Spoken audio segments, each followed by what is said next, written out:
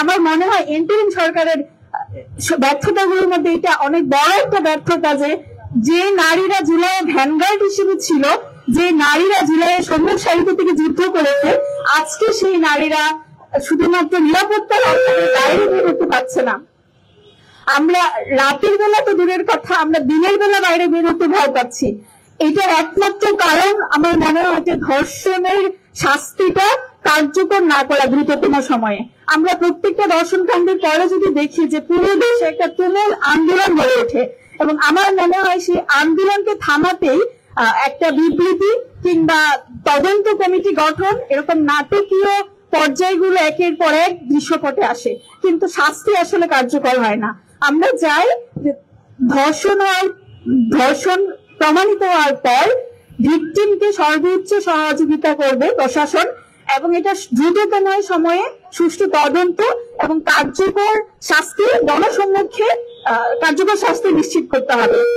এটা দৃষ্টান্তমূলক শাস্তি নিশ্চিত করতে হবে, যাতে পরবর্তীতে আর কেউ এরকম গর্হিত কাজ করার সুযোগ না পায়। আমরা দেখি একজন ধর্ষিতার পোশাক আশাক, তার বিশ্বাস, তার চলাফেরা নিয়ে প্রশ্ন করা হয়, যেটা একদমই অমূলক একটা বিষয়।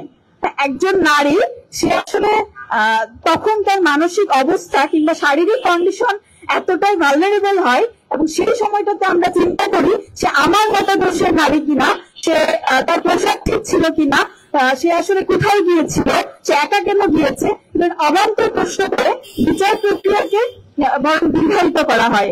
আমরা চাই যে এই দেশে যে কোনো আদর্শের, যে কোনো মতের পথে নারীরা নির্বিঘ্নে চলাফেরা করতে পারবে, এবং এইটা নিশ্চিত করা রাষ্ট্রের দায়িত্ব। রাষ্ট্র যদি সেই দায়িত্ব পালনে ব্যর্থ হয়, সেটার জন্য অবশ্যই তাকে জবাবদিহি করতে হবে।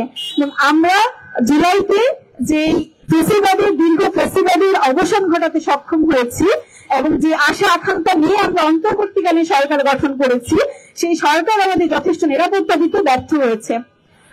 আমরা এই যে কোনো ধর্ষণ কাণ্ডের যথাযথ এবং সুষ্ঠু বিচার দাবি করছি, এবং ভিকটিম যেন প্রশাসন থেকে প্রয়োজনীয় সহযোগিতা পায়। 13 বছরের যে মেয়েটা গাজীপুরে ধর্ষিত হয়েছে, আমরা অনেক জায়গা থেকে এমন কথা শুনছি যে সেখানে পুলিশ যথেষ্ট অসহযোগিতা করছে, এমনকি ভিকটিমের বাবাকে পর্যন্ত পুলিশ থেকে বলা হয়েছে যে কিভাবে কথা বলতে হবে, তাদের কথা মতো চলার জন্য।